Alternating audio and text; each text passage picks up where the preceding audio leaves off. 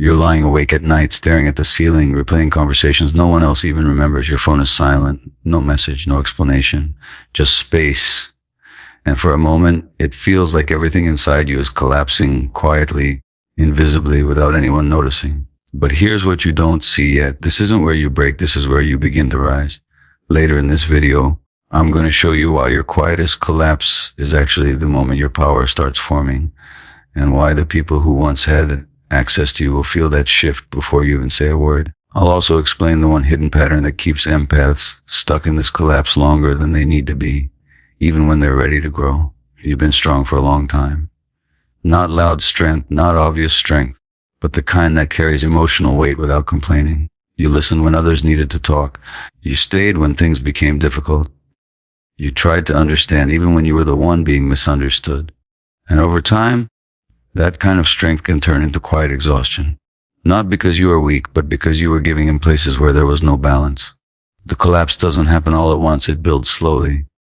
It's the unanswered messages, the one-sided effort, the feeling that no matter how much you give, something is still missing, and eventually you reach a point where you stop reacting the same way.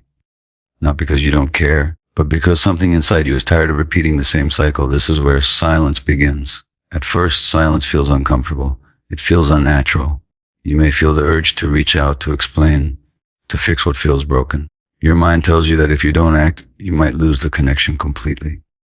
But what you're actually feeling is not truth, it's conditioning. You've been trained to believe that your role is to keep things together, to make sure no distance grows, to carry the emotional responsibility of the relationship. But silence is not the problem. Silence is the mirror. When you stop filling the space with your effort, you start to see clearly. You notice who reaches out and who doesn't. You notice who values your presence and who only responds when it's convenient. You notice patterns that were always there, but hidden under your constant effort. Silence doesn't create distance. It reveals it. And this is why it feels so powerful, even when it hurts, because it removes the illusion you were holding on to. Chasing, on the other hand, keeps that illusion alive. When you chase, you stay busy trying to maintain something that isn't balanced. You send the message first, you check in again, you explain your feelings hoping they will finally understand. And without realizing it, you begin to lower your position. Not because you are less worthy, but because you are showing that you are willing to do more than the other person to keep the connection alive. Over time, this creates a silent agreement. You give more, they give less. And the cycle continues. You don't rise by chasing, you rise by choosing yourself. That is the spine line you need to remember. Because every moment of silence will test it. You don't rise by chasing, you rise by choosing yourself. The quiet collapse you are experiencing is not failure. It is awareness. It is the moment where you can no longer ignore what you feel. You can no longer pretend that things are equal when they are not. And while that awareness can feel heavy, it is also the beginning of something much stronger than the version of you that kept everything together at your own expense. You may start to notice that your reactions are changing. You don't feel the same urgency to respond. You don't feel the same need to explain yourself. And at times, this may even make you question who you are becoming. Am I becoming cold? Am I pulling away too much? But what is actually happening is that you are becoming clear about what you feel, clear about what you deserve, clear about what you are no longer willing to tolerate, and clarity changes everything. In the next part, we're going to go deeper into what happens when you stop chasing and fully step into that silence, how it shifts the way others respond to you, and how to handle the strong urge to go back to old patterns when everything inside you wants to feel safe again. When you step back, you are not just taking space. You are interrupting a pattern that has been quietly shaping the entire relationship.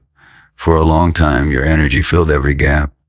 You responded quickly. You reached out first. You made sure things didn't fall apart. That consistency made you reliable, but it also made the dynamic predictable. And when something becomes predictable, people begin to rely on it without questioning it. The psychology of stepping back is simple but powerful. When a familiar pattern disappears, the mind reacts. The other person may not immediately understand what has changed, but they feel it. At first, they might assume you're busy. Then they start to notice the silence. The space you used to fill is now empty, and that emptiness creates attention. They begin to think about you more, not because you did something dramatic, but because you stopped doing what they were used to. This is where their internal response starts to shift. Some will feel a quiet sense of loss. They may check their phone more often, wondering if you'll reach out. Your absence becomes noticeable in a way your constant presence never was. Others will feel uncomfortable, even challenged. If they were used to having control in the dynamic, your distance disrupts that control. Instead of reflecting on their own behavior, they may label you as distant or different because that protects their sense of stability. And then there are those who remain silent, no message, no effort, no curiosity. This is not confusion. This is clarity. It shows you exactly how much of the connection depended on you. You don't rise by chasing, you rise by choosing yourself. When you truly understand that, their silence stops feeling like rejection and starts feeling like information. Even with this awareness, your body may still pull you toward old habits. The urge to text, to call, to just check in can come suddenly, especially in quiet moments. You may feel it when you wake up, when you're alone, or when something reminds you of them. Your mind starts creating reasons. Maybe I should just say something simple. Maybe they're waiting for me. But if you look closely, that urge is not coming from clarity. It's coming from discomfort. To handle this, you need to slow the moment down. When the urge appears, don't act on it immediately. Give yourself a pause. Even a few hours can change your perspective. During that time, shift your focus to something physical. Go for a walk, move your body, clean your space, or engage in something that requires your attention. This helps regulate your emotions so you're not acting from impulse. Another practical step is to write down what you want to say without sending it. Let your thoughts come out honestly. You might realize that what you wanted to say is more about how you feel than about what needs to be communicated. Maybe you feel ignored, uncertain, or even hurt. Once those feelings are expressed privately, the intensity of the urge begins to fade. You don't rise by chasing. You rise by choosing yourself.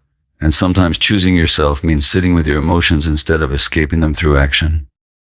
As you step back, your daily focus needs to change. If you remove chasing but keep your attention fixed on the same person, you will feel stuck. Your mind will keep pulling you back into the same cycle.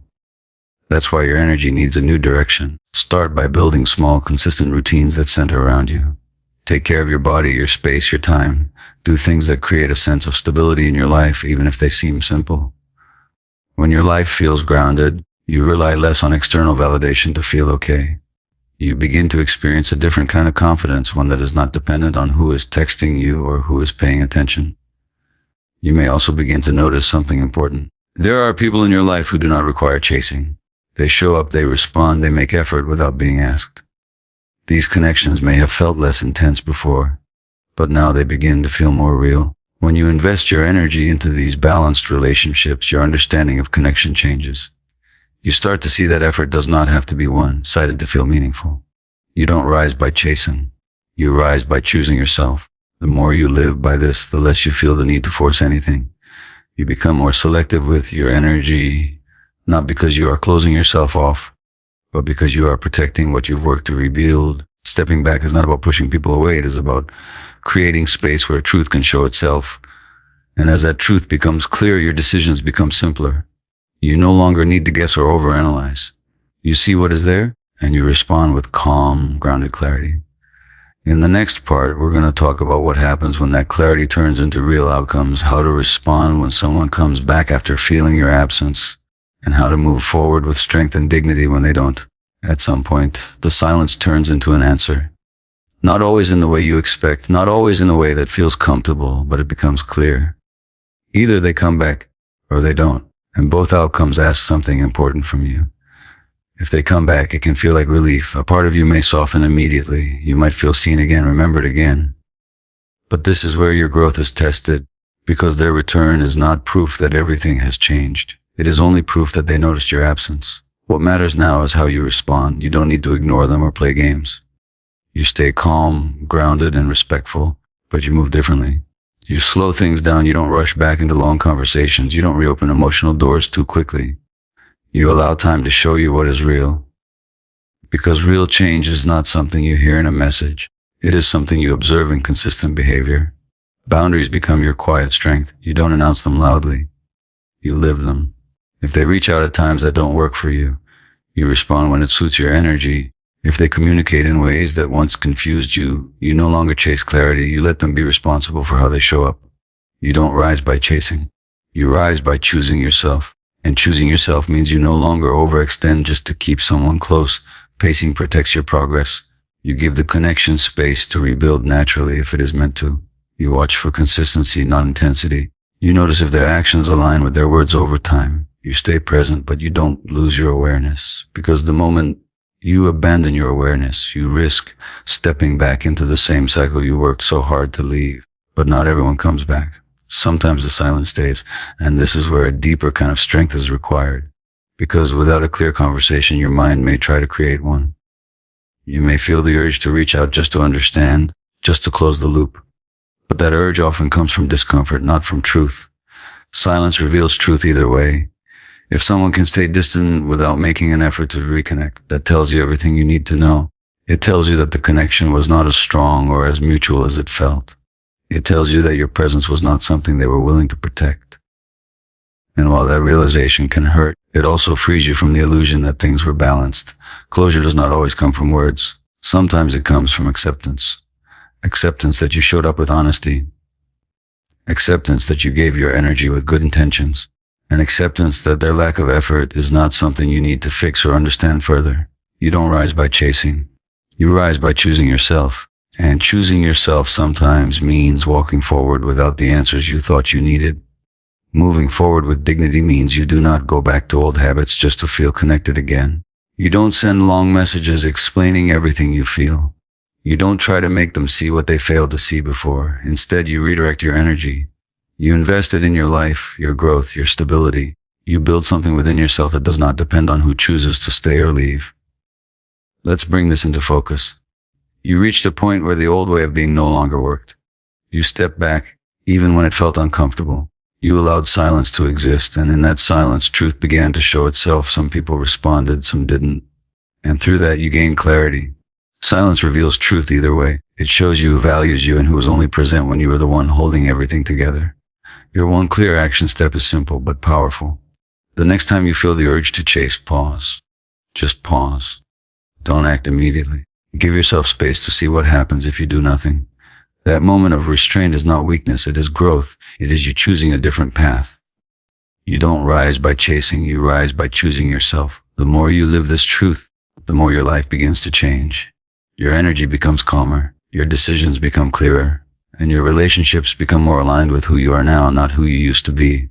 You are not defined by who stayed or who left. You are defined by what you chose to learn, what you chose to release, and how you chose to rise. That rise may be quiet, unseen by others, but it is real, and it is strong.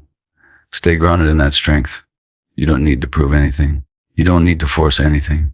Let your presence be steady, your boundaries be clear, and your silence be meaningful. And if you're ready to understand the deeper signs of who is truly aligned with you and who is not, watch the next video where we break down the behaviors that reveal real intention versus temporary attention.